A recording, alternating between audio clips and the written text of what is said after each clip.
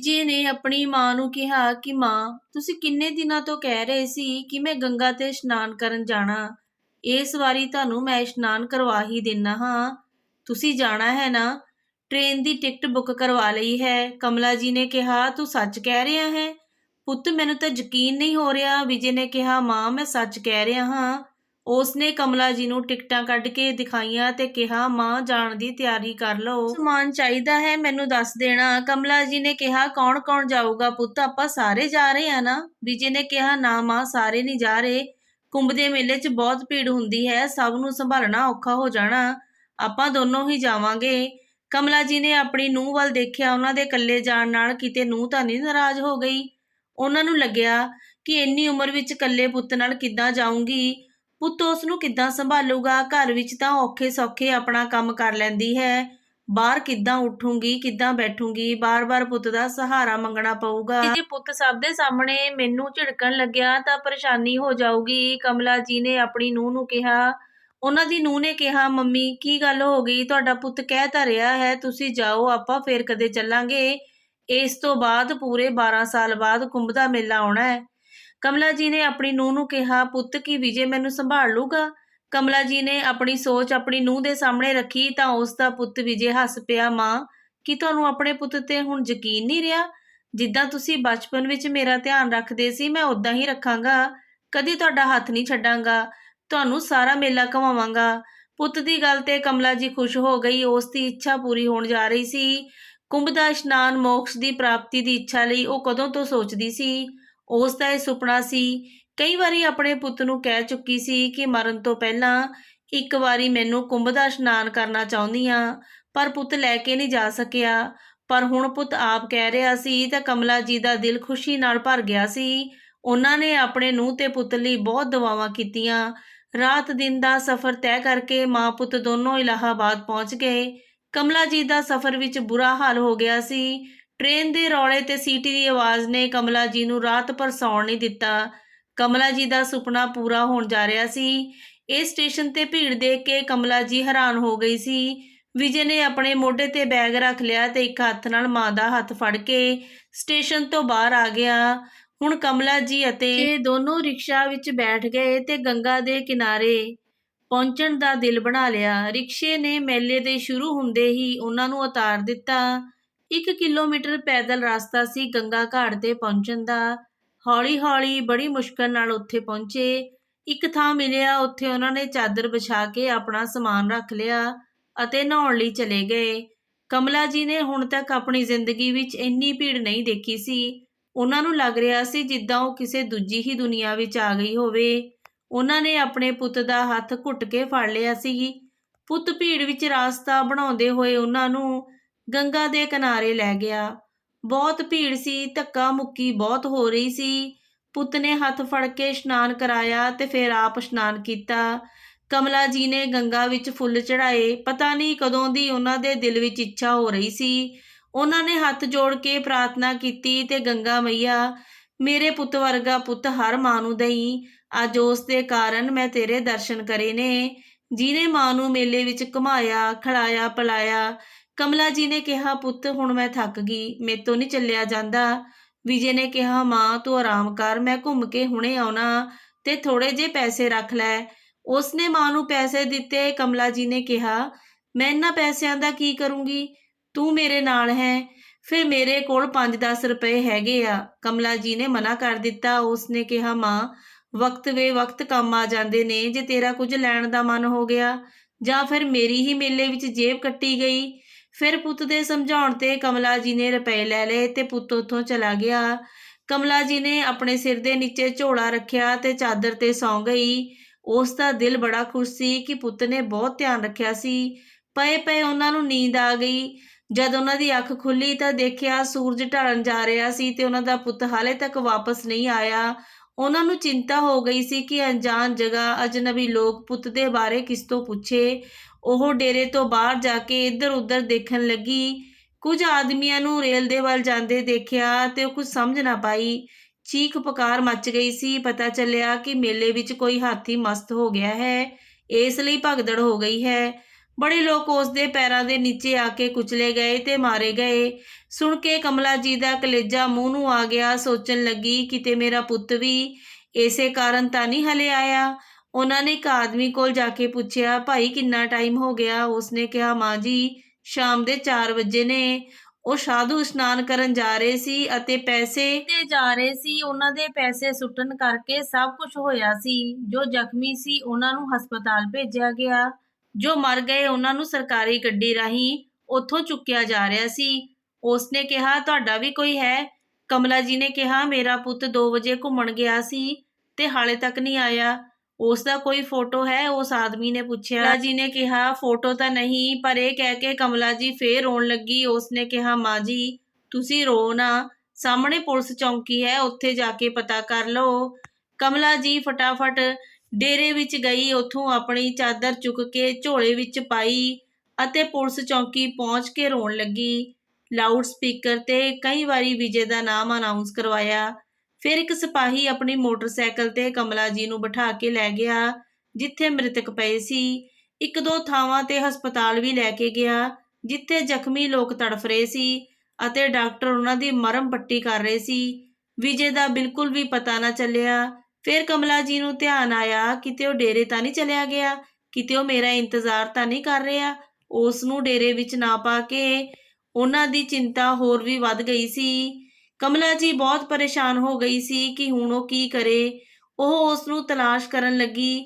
ਹਾਲਾਂਕਿ ਪੁਲਿਸ ਚੌਂਕੀ ਵਿੱਚੋਂ ਆਪਣੇ ਪੁੱਤ ਦਾ ਨੈਣ ਨਕਸ਼ ਦੱਸ ਦਿੱਤੇ ਸੀ। ਕਮਲਾ ਜੀ ਨੇ ਆ ਕੇ ਪਤਾ ਕੀਤਾ ਤਾਂ ਪਤਾ ਲੱਗਿਆ ਕਿ ਉਹਨਾਂ ਨੂੰ ਪੁੱਛਣ ਤਾਂ ਕੋਈ ਨਹੀਂ ਆਇਆ। ਕਮਲਾ ਜੀ ਅੱਧੀ ਰਾਤ ਕਦੇ ਡੇਰੇ ਵਿੱਚ ਕਦੇ ਪੁਲਿਸ ਚੌਂਕੀ ਵਿੱਚ ਜਾਂਦੀ। ਜਦੋਂ ਰਾਤ ਦੇ 12 ਵੱਜ ਗਏ ਤਾਂ ਪੁਲਿਸ ਵਾਲਿਆਂ ਨੇ ਕਿਹਾ, ਮਾਂ ਜੀ ਤੁਸੀਂ ਡੇਰੇ 'ਚ ਜਾ ਕੇ ਆਰਾਮ ਕਰੋ। ਤੁਹਾਡਾ ਪੁੱਤ ਜਦੋਂ ਇੱਥੇ ਪੁੱਛਣ ਆਊਗਾ ਤਾਂ ਉਸ ਨੂੰ ਤੁਹਾਡੇ ਕੋਲ ਭੇਜ ਦੇਵਾਂਗੇ। ਪੁੱਤ ਦੇ ਲਈ ਬੇਚੈਨ ਕਮਲਾ ਜੀ ਉਸ ਨੂੰ ਲੱਭਦੀ ਹੋਈ ਡੇਰੇ ਵਾਪਸ ਆ ਗਈ ਤੇ ਚਾਦਰ ਵਿਛਾ ਕੇ ਉੱਥੇ ਪੈ ਗਈ। ਪਰ ਉਸ ਨੂੰ ਨੀਂਦ ਨਹੀਂ ਆ ਰਹੀ ਸੀ। ਉਹ ਬਾਰ-ਬਾਰ ਸੋਚ ਰਹੀ ਸੀ ਕਿ ਹੁਣ ਮੈਂ ਕੀ ਕਰਾਂ। ਉਸ ਨੂੰ ਬਹੁਤ ਚਿੰਤਾ ਹੋ ਰਹੀ ਸੀ ਕਿ ਉਸ ਦਾ ਪੁੱਤ ਪਤਾ ਨਹੀਂ ਕਿੱਥੇ ਚਲਿਆ ਗਿਆ ਸੀ। ਸੋਚ ਰਹੀ ਸੀ ਕਿ ਇਸ ਕੁੰਭ ਦੀ ਨਗਰੀ 'ਚ ਪਤਾ ਨਹੀਂ ਮੇਰਾ ਪੁੱਤ ਕਿੱਥੇ ਚਲਿਆ ਗਿਆ, ਮੈਂ ਉਸ ਨੂੰ ਕਿੱਥੇ ਲੱਭਾਂ। ਉਸ ਨੇ ਸੋਚਿਆ ਕਿ ਜੇ ਉਹ ਨਾ ਆਇਆ ਤਾਂ ਮੈਂ ਘਰ ਕਿੱਦਾਂ ਜਾਊਂਗੀ, ਬਹੂ ਦਾ ਕਿੱਦਾਂ ਸਾਹਮਣਾ ਕਰੂੰਗੀ। ਉਹ ਆਪਣੇ ਆਪ ਨੂੰ ਕੋਸਣ ਲੱਗੀ। ਉਸ ਨੇ ਕਿਹਾ, ਮੈਂ ਬੇਫਜ਼ੂਲ ਹੀ ਕੁੰਭ ਨਹਾਉਣ ਦੀ ਜਿੱਦ ਕਰ ਬੈਠੀ ਸੀ।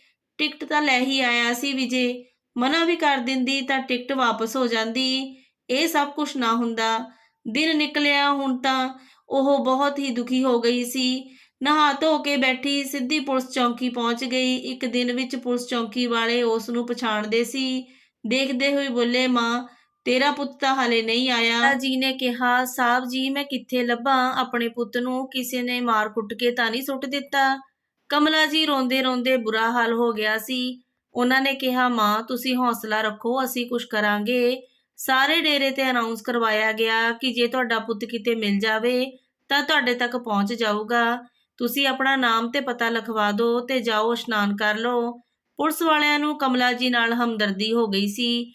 ਕਮਲਾ ਜੀ ਦੀ ਡੇਰੇ 'ਤੇ ਵਾਪਸ ਆਈ ਅਤੇ ਗਿਰਦੀ ਢਹਿੰਦੀ ਗੰਗਾ ਜੀ ਇਸ਼ਨਾਨ ਕਰਨ ਲਈ ਚਲੀ ਗਈ ਤੇ ਮਨ ਹੀ ਮਨ ਵਿੱਚ ਪ੍ਰਾਰਥਨਾ ਕਰ ਰਹੀ ਸੀ ਕਿ ਹੇ ਗੰਗਾ ਮਈਆ, ਮੇਰੇ ਵਿਜੇ ਕਿਤੇ ਜਿੱਥੇ ਵੀ ਹੈ ਉਸ ਨੂੰ ਠੀਕ ਰੱਖੀ। ਉੱਥੇ ਹੀ ਘਾਟ ਤੇ ਬੈਠ ਕੇ ਆਉਣ ਜਾਣ ਵਾਲੇ ਲੋਕਾਂ ਨੂੰ ਧਿਆਨ ਨਾਲ ਦੇਖਣ ਲੱਗੀ। ਉਸ ਦੀਆਂ ਨਜ਼ਰਾਂ ਸਭ ਦਾ ਪਿੱਛਾ ਕਰਦੀਆਂ ਕਿ ਕਿਤੇ ਵਿਜੇ ਜਾਵੇ। ਗੰਗਾ ਦੇ ਕਿਨਾਰੇ ਬੈਠੇ ਬੈਠੇ ਸਵੇਰ ਤੋਂ ਦੁਪਹਿਰ ਹੋ ਗਈ। ਕੱਲ ਸ਼ਾਮ ਤੋਂ ਢਿੱਡ ਵਿੱਚ ਪਾਣੀ ਦੀ ਬੂੰਦ ਵੀ ਨਹੀਂ ਗਈ ਸੀ।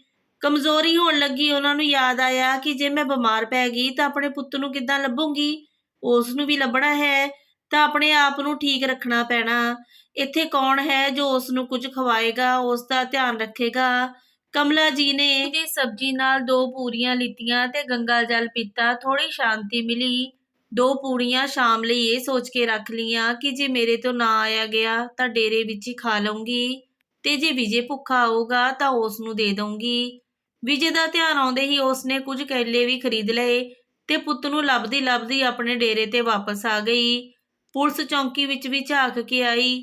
ਦੇਖਦੇ ਹੀ ਦੇਖਦੇ 10 ਦਿਨ ਨਿਕਲ ਗਏ। ਮੇਲਾ ਵੀ ਹੁਣ ਉਖੜਨ ਲੱਗਿਆ ਸੀ ਪਰ ਵਿਜੇ ਨਹੀਂ ਆਇਆ ਸੀ। ਹੁਣ ਪੁਲਿਸ ਵਾਲਿਆਂ ਨੇ ਸਲਾਹ ਦਿੱਤੀ, ਅੰਮਾ ਜੀ ਤੁਸੀਂ ਵਾਪਸ ਘਰ ਜਾਓ, ਲੱਗਦਾ ਤੁਹਾਡਾ ਪੁੱਤ ਹੁਣ ਨਹੀਂ ਆਊਗਾ। ਮੈਂ ਇੰਨੀ ਦੂਰ ਆਪਣੇ ਘਰ ਕਿਵੇਂ ਜਾਊਂਗੀ? ਮੈਂ ਤਾਂ ਇਕੱਲੀ ਕਿਤੇ ਆਉਂਦੀ ਜਾਂਦੀ ਨਹੀਂ। ਫਿਰ ਉਹ ਰੋਣ ਲੱਗੀ। ਉਹਨਾਂ ਨੇ ਕਿਹਾ, ਠੀਕ ਹੈ, ਆਪਣੇ ਘਰ ਦਾ ਨੰਬਰ ਦੱਸ ਦਿਓ, ਘਰ ਤੋਂ ਕੋਈ ਆ ਕੇ ਤੁਹਾਨੂੰ ਲੈ ਜਾਊਗਾ। ਕਮਲਾ ਜੀ ਨੇ ਕਿਹਾ, ਮੈਨੂੰ ਕੌਣ ਲੈਣ ਆਊਗਾ? ਮੇਰੀ ਇਕੱਲੀ ਨੂੰ ਬੱਚਿਆਂ ਨੂੰ ਛੱਡ ਕੇ ਕਿੱਦਾਂ ਆਊਗੀ? ਬਹੂ ਕਿਸੇ ਰਿਸ਼ਤੇਦਾਰ ਨੂੰ ਭੇਜ ਕੇ ਬੁਲਾ ਲਊਗੀ। ਤੁਸੀਂ ਆਪਣਾ ਨੰਬਰ ਦੇ ਦਿਓ। ਕਮਲਾ ਜੀ ਨੇ ਆਪਣੇ ਦਿਮਾਗ 'ਤੇ ਲੱਖ ਜ਼ੋਰ ਦਿੱਤਾ, ਪਰ ਕਿਸੇ ਦਾ ਨੰਬਰ ਯਾਦ ਨਾ ਆਇਆ, ਕਿਉਂਕਿ ਬੁਢਾਪੇ ਵਿੱਚ ਯਾਦਦਾਸ਼ਤ ਕਮਜ਼ੋਰ ਹੋ ਜਾਂਦੀ ਹੈ। ਪੁਲਿਸ ਚੌਂਕੀ ਵਿੱਚ ਉਹਨਾਂ ਦੇ ਪਿੰਡ ਦੇ ਕੋਲ ਦਾ ਇੱਕ ਵਿਅਕਤੀ ਮਿਲਿਆ। ਪੁਲਿਸ ਵਾਲਿਆਂ ਨੇ ਉਸ ਦਾ ਨੰਬਰ ਲੈ ਕੇ ਉਸ ਦੇ ਨਾਲ ਹੀ ਕਮਲਾ ਜੀ ਨੂੰ ਭੇਜ ਦਿੱਤਾ। 2 ਦਿਨਾਂ ਬਾਅਦ 1 ਵਜੇ ਕਮਲਾ ਜੀ ਬੱਸ ਤੋਂ ਆਪਣੇ ਪਿੰਡ ਦੇ ਬੱਸ ਸਟੈਂਡ 'ਤੇ ਪਹੁੰਚ ਗਈ ਤੇ ਪੈਦਲ ਹੀ ਆਪਣੇ ਘਰ ਨੂੰ ਚਲੀ ਗਈ। ਉਸ ਨੂੰ ਸਮਝ ਨਹੀਂ ਆ ਰਿਹਾ ਸੀ ਕਿ ਆਪਣੀ ਨੂੰਹ ਨੂੰ ਕਿੱਦਾਂ ਮਿਲੂਗੀ। ਇਸ ਸੋਚ ਵਿੱਚ ਖੋਈ ਆਪਣੇ ਘਰ ਦੇ ਦਰਵਾਜ਼ੇ ਤੱਕ ਆ ਗਈ। ਉੱਥੇ ਖੂਬ ਚਹਿਲ ਪਹਿਲ ਸੀ। ਘਰ ਦੇ ਅੱਗੇ ਭੀੜ ਲੱਗੀ ਸੀ। ਪਹਿਲਾਂ ਤਾਂ ਉਸ ਨੂੰ ਲੱਗਿਆ ਕਿ ਮੈਂ ਗਲਤ ਜਗ੍ਹਾ ਆ ਗਈ ਹਾਂ, ਇਹ ਮੇਰਾ ਘਰ ਨਹੀਂ। ਪਰ ਫਿਰ ਉਸ ਦੇ ਪੋਤੇ ਨੇ ਰੌਲਾ ਪਾਉਣਾ ਸ਼ੁਰੂ ਕਰ ਦਿੱਤਾ ਕਿ ਪਾਪਾ, ਦਾਦੀ ਆ ਗਈ ਹੈ। ਉਸ ਦੀ ਆਵਾਜ਼ ਸੁਣ ਕੇ ਸਾਰੇ ਬਾਹਰ ਆ ਗਏ। ਰੌਲਾ ਪੈ ਗਿਆ ਸੀ ਕਿ ਅੰਮਾ ਜੀ ਆ ਗਈ, ਕਮਲਾ ਜੀ ਵਾਪਸ ਆ ਗਈ। ਵਿਜੇ ਵੀ ਭੱਜ ਕੇ ਬਾਹਰ ਆਇਆ ਤੇ ਮਾਂ ਨੂੰ ਲਿਪਟ ਕੇ ਬੋਲਿਆ, ਮਾਂ, ਤੂੰ ਕਿੱਥੇ ਚਲੀ ਗਈ ਸੀ? ਮੈਂ ਤੈਨੂੰ ਲੱਭ ਕੇ ਥੱਕ ਗਿਆ। ਤੇ ਬਹੂ ਵੀ ਦੌੜ ਕੇ ਕਮਲਾ ਜੀ ਨਾਲ ਲਿਪਟ ਗਈ ਕਿ ਹਾਂ ਮਾਂ ਜੀ, ਅਸੀਂ ਸੋਚਿਆ ਨਹੀਂ ਸੀ ਕਿ ਤੁਸੀਂ ਆਓਗੇ। ਕਮਲਾ ਜੀ ਨੂੰ ਸਮਝ ਆ ਗਿਆ ਸੀ, ਇਸ ਲਈ ਅੱਜ ਉਹ ਆਪਣੀ ਸੱਸ ਦੀ 13ਵੀਂ ਕਰ ਰਹੀ ਸੀ ਤੇ ਵਿਜੇ ਮੈਨੂੰ ਛੱਡ ਕੇ ਆ ਗਿਆ। ਮੈਂ ਹੀ ਪਾਗਲ ਸੀ, ਤੈਨੂੰ ਘਾਟ-ਘਾਟ ਤੇ ਲੱਭਦੀ ਰਹੀ ਤੇ ਤੂੰ ਇੱਥੇ ਬਿਲਕੁਲ ਠੀਕ ਹੈ। ਤੈਨੂੰ ਦੇਖ ਕੇ ਮੇਰੀ ਜਾਨ ਵਾਪਸ ਆਈ। ਮਾਂ ਪੁੱਤ ਦੋਨਾਂ ਦੀਆਂ ਨਜ਼ਰਾਂ ਟਕਰਾਈਆਂ ਤੇ ਨੀਚੇ ਝੁਕ ਗਈਆਂ। ਹੁਣ ਇਹ ਦਾਵਤ ਮਾਂ ਦੇ ਵਾਪਸ ਆਉਣ ਦੀ ਖੁਸ਼ੀ ਵਿੱਚ ਸੀ। ਸਾਰੇ ਜਾਣੇ ਬਹੁਤ ਖੁਸ਼ ਹੋ ਰਹੇ ਸੀ ਕਿ ਕਮਲਾ ਜੀ ਵਾਪਸ ਆ ਗਈ ਹੈ। ਸਾਰੇ ਖੁਸ਼ੀ-ਖੁਸ਼ੀ ਖਾਓ, ਮੇਰੀ ਮਾਂ ਵਾਪਸ ਆ ਗਈ ਹੈ, ਵਿਜੇ ਕਹਿਣ ਲੱਗਿਆ ਤੇ ਖੁਸ਼ੀ ਵਿੱਚ ਨੱਚਣ ਲੱਗਿਆ ਸੀ। ਫਿਰ ਨੂੰਹ ਅਤੇ ਪੁੱਤ ਨੂੰ ਵਧਾਈ ਦੇਣ ਵਾਲੇ ਆਏ ਸਾਰੇ ਰਿਸ਼ਤੇਦਾਰ ਜੋ ਕਮਲਾ ਜੀ ਦੇ ਗਮ ਵਿੱਚ ਸ਼ਾਮਲ ਹੋਏ ਸੀ, ਉਸ ਦੇ ਪੈਰਾਂ ਨੂੰ ਹੱਥ ਲਾਉਣ ਲੱਗੇ। ਕੋਈ ਵਾਜੇ ਵਾਲਿਆਂ ਨੂੰ ਬੁਲਾਉਣ ਲੱਗਿਆ ਤੇ ਵਾਜੇ ਵੱਜਣ ਲੱਗੇ। ਬੱਚੇ ਨੱਚਣ ਲੱਗੇ। ਮਾਹੌਲ ਬਦਲ ਗਿਆ ਸੀ। ਵਿਜੇ ਨੂੰ ਦੇਖ ਕਮਲਾ ਜੀ ਸਭ ਭੁੱਲ ਗਈ ਸੀ। ਸ਼ਾਮ ਹੁੰਦੇ-ਹੁੰਦੇ ਸਾਰੇ ਰਿਸ਼ਤੇਦਾਰ ਖਾ ਪੀ ਕੇ ਵਿਦਾ ਹੋ ਗਏ। ਰਾਤ ਨੂੰ ਥੱਕ ਕੇ ਸਭ ਆਪਣੇ ਕਮਰੇ ਵਿੱਚ ਜਾ ਕੇ ਸੌਂ ਗਏ। ਕਮਲਾ ਜੀ ਨੂੰ ਵੀ ਕਾਫੀ ਦਿਨਾਂ ਬਾਅਦ ਨੀਂਦ ਆ ਗਈ ਸੀ, ਕਿਉਂਕਿ ਉਹ ਉੱਥੇ ਬਹੁਤ ਹੀ ਬੇਚੈਨ ਰਹੀ ਸੀ। ਅਚਾਨਕ ਰਾਤ ਵਿੱਚ ਕਮਲਾ ਜੀ ਦੀ ਅੱਖ ਖੁੱਲ੍ਹ ਗਈ। ਪਾਣੀ ਪੀਣ ਉੱਠੀ ਤਾਂ ਵਿਜੇ ਦੇ ਕਮਰੇ ਦੀ ਲਾਈਟ ਚੱਲ ਰਹੀ ਸੀ ਤੇ ਹੌਲੀ-ਹੌਲੀ ਬੋਲਣ ਦੀ ਆਵਾਜ਼ ਆ ਰਹੀ ਸੀ। ਗੱਲਾਂ ਦੇ ਵਿੱਚ ਮਾਂ ਸੁਣ ਕੇ ਉਹ ਰੁਕ ਗਈ। ਵਿਜੇ ਦੇ ਕਮਰੇ ਦੇ ਬਾਹਰ ਕੰਨ ਲਾ ਕੇ ਸੁਣਿਆ ਤਾਂ ਨੂੰਹ ਕਹਿ ਰਹੀ ਸੀ, ਤੂੰ ਤਾਂ ਮਾਂ ਨੂੰ ਗੰਗਾ ਇਸ਼ਨਾਨ ਕਰਕੇ ਮੋਕਸ਼ ਦਿਵਾਉਣ ਗਿਆ ਸੀ, ਮਾਂ ਤਾਂ ਵਾਪਸ ਆ ਗਈ। ਉਸਨੇ ਕਿਹਾ, ਮੈਂ ਤਾਂ ਮਾਂ ਨੂੰ ਡੇਰੇ 'ਚ ਛੱਡ ਕੇ ਆ ਗਿਆ ਸੀ, ਮੈਨੂੰ ਕੀ ਪਤਾ ਸੀ ਵਾਪਸ ਆ ਜਾਊਗੀ। ਪਰ ਪਿਛਲੇ 12 ਦਿਨਾਂ ਤੋਂ ਮੇਰੀ ਆਤਮਾ ਮੈਨੂੰ ਧਤਕਾਰ ਰਹੀ ਸੀ। ਮੈਂ ਮਾਂ ਨੂੰ ਤਿਆਗਣ ਦਾ ਪਾਪ ਕੀਤਾ ਸੀ। ਮੈਂ ਸਾਰਾ ਦਿਨ ਇਹੀ ਸੋਚਦਾ ਸੀ ਕਿ ਭੁੱਖੀ ਪਿਆਸੀ ਮੇਰੀ ਮਾਂ ਪਤਾ ਨਹੀਂ ਕਿੱਥੇ-ਕਿੱਥੇ ਰਹੀ ਹੋਊਗੀ। ਮਾਂ ਨੇ ਮੇਰੇ ਤੇ ਯਕੀਨ ਕੀਤਾ ਤੇ ਮੈਂ ਮਾਂ ਦੇ ਨਾਲ ਵਿਸ਼ਵਾਸਘਾਤ ਕੀਤਾ ਤੇ ਉਸ ਨੂੰ ਗੰਗਾ ਦੇ ਕਿਨਾਰੇ ਛੱਡ ਕੇ ਆਉਣ ਦਾ ਅਪਰਾਧ ਕੀਤਾ, ਜੋ ਮੈਨੂੰ ਜ਼ਿੰਦਗੀ ਭਰ ਦੁੱਖ ਪਹੁੰਚਾਉਂਦਾ ਸੀ। ਚੰਗਾ ਹੋਇਆ ਮਾਂ ਵਾਪਸ ਆ ਗਈ ਤੇ ਮੈਂ ਮਾਂ ਦੀ ਮੌਤ ਦਾ ਕਾਰਨ ਬਣਦੇ-ਬਣਦੇ ਬਚ ਗਿਆ। ਪੁੱਤ ਦੀ ਗੱਲ ਸੁਣ ਕੇ ਕਮਲਾ ਜੀ ਦੇ ਪੈਰਾਂ ਥੱਲੋਂ ਜ਼ਮੀਨ ਖਿਸਕ ਗਈ। ਸਾਰਾ ਸੀਨ ਉਸ ਦੀਆਂ ਅੱਖਾਂ ਦੇ ਸਾਹਮਣੇ ਆ ਗਿਆ। ਉਹ 10 ਦਿਨਾਂ ਵਿੱਚ ਘੱਟੋ-ਘੱਟ ਸਾਰਾ ਮੇਲਾ ਘੁੰਮ ਲਈ। ਉਸ ਨੇ ਆਪਣੇ ਪੁੱਤ ਦੀ ਥਾਂ-ਥਾਂ ਤੇ ਅਨਾਉਂਸਮੈਂਟ ਕਰਾਈ, ਪਰ ਉਸ ਨੇ ਆਪਣੇ ਨਾਮ ਦੀ ਕਿਤੇ ਨਹੀਂ ਸੁਣੀ। ਇੰਨਾ ਵੱਡਾ ਝੂਠ ਵਿਜੇ ਨੇ ਬੋਲਿਆ ਸੀ ਕਿ ਉਹ ਮੈਨੂੰ ਮੁਕਤ ਕਰਾਉਣ ਲਈ ਲੈ ਕੇ ਗਿਆ ਹੈ, ਤਾਂ ਹੀ ਮੈਨੂੰ ਉੱਥੇ ਲੈ ਗਿਆ ਸੀ। ਮੈਂ ਇੰਨਾ ਭਾਰ ਬਣ ਗਈ ਸੀ, ਮੇਰੇ ਆਪਣੇ ਹੀ ਮੈਨੂੰ ਜਿਉਂਦੇ ਜੀ ਮਾਰਨਾ ਚਾਹੁੰਦੇ ਨੇ। ਉਹ ਆਪਣੇ ਆਪ ਨੂੰ ਸੰਭਾਲ ਪਾਉਂਦੀ ਇਸ ਤੋਂ ਪਹਿਲਾਂ ਉਹ ਫਰਸ਼ ਤੇ ਗਿਰ ਗਈ ਤੇ ਇਹ ਸਦਮਾ ਨਹੀਂ ਝੱਲ ਪਾਈ। ਕਮਲਾ ਜੀ ਦੀ ਉੱਥੇ ਹੀ ਮੌਤ ਹੋ ਗਈ। ਪੁੱਤ ਤੇ ਨੂੰਹ ਕੋਲ ਪਛਤਾਵੇ ਤੋਂ ਬਿਨਾਂ ਹੁਣ ਕੁਝ ਨਹੀਂ ਬਚਿਆ ਸੀ। ਹਾਂਜੀ ਦੋਸਤੋ, ਉਮੀਦ ਕਰਦੀ ਹਾਂ ਤੁਹਾਨੂੰ ਅੱਜ ਦੀ ਕਹਾਣੀ ਚੰਗੀ ਲੱਗੀ ਹੋਣੀ। ਚੰਗੀ ਲੱਗੇ ਤਾਂ ਕਹਾਣੀ ਨੂੰ ਲਾਈਕ ਸ਼ੇਅਰ ਕਰਿਓ ਜੀ। ਚੈਨਲ ਤੇ ਪਹਿਲੀ ਵਾਰੀ ਆਏ ਹੋ ਸਬਸਕ੍ਰਾਈਬ ਜ਼ਰੂਰ ਕਰਿਓ। ਪੰਜਾਬੀ ਵਿਰਸਾ ਕਹਾਣੀਆਂ ਨੂੰ ਸਪੋਰਟ ਕਰਿਓ। ਜਾਂਦੇ ਜਾਂਦੇ ਬਸ ਇੱਕ ਗੱਲ ਜ਼ਰੂਰ ਕਹੂੰਗੀ ਜੀ, ਜੇ ਤੁਸੀਂ ਵੀ ਐਵੇਂ ਦੀ ਕਿਤੇ ਸੋਚ ਰੱਖਦੇ ਹੋ, ਤੁਹਾਡੇ ਮਨ 'ਚ ਮਾੜਾ ਖਿਆਲ ਆਉਂਦਾ, ਬਸ ਇੰਨਾ ਜ਼ਰੂਰ ਸੋਚ ਲਿਓ ਕਿ ਜੇ ਤੁਸੀਂ ਉਹਨਾਂ ਦੀ ਥਾਂ ਹੋ ਤਾਂ ਤੁਸੀਂ ਕੀ ਕਰੋਗੇ। ਜੇ ਤੁਹਾਡੀ ਔਲਾਦ ਤੁਹਾਡੇ ਨਾਲ ਇੱਦਾਂ ਕਰੇ ਤਾਂ ਤੁਸੀਂ ਉਸ ਸਮੇਂ ਕੀ ਕਰੋਗੇ। ਇਸ ਗੱਲ ਨੂੰ ਹਮੇਸ਼ਾ ਚੇਤੇ ਰੱਖਿਓ। ਆਪਣੇ ਮਾਂ-ਬਾਪ ਦੀ ਕਦਰ ਕਰਿਆ ਕਰਿਓ। ਤੇ ਕਹਾਣੀ ਸੁਣਨ ਲਈ ਤੁਹਾਨੂੰ ਸਾਰਿਆਂ ਨੂੰ ਧੰਨਵਾਦ ਜੀ। ਆਪਾਂ ਫੇਰ ਮਿਲਾਂਗੇ ਸੋਹਣੀ ਜੀ ਕਹਾਣੀ ਨਾਲ। ਤਦ ਤੱਕ ਲਈ ਤੁਹਾਨੂੰ ਸਾਰਿਆਂ ਨੂੰ ਮੇਰੇ ਵੱਲੋਂ ਪਿਆਰ ਭਰੀ ਸਤਿ ਸ਼੍ਰੀ ਅਕਾਲ ਜੀ।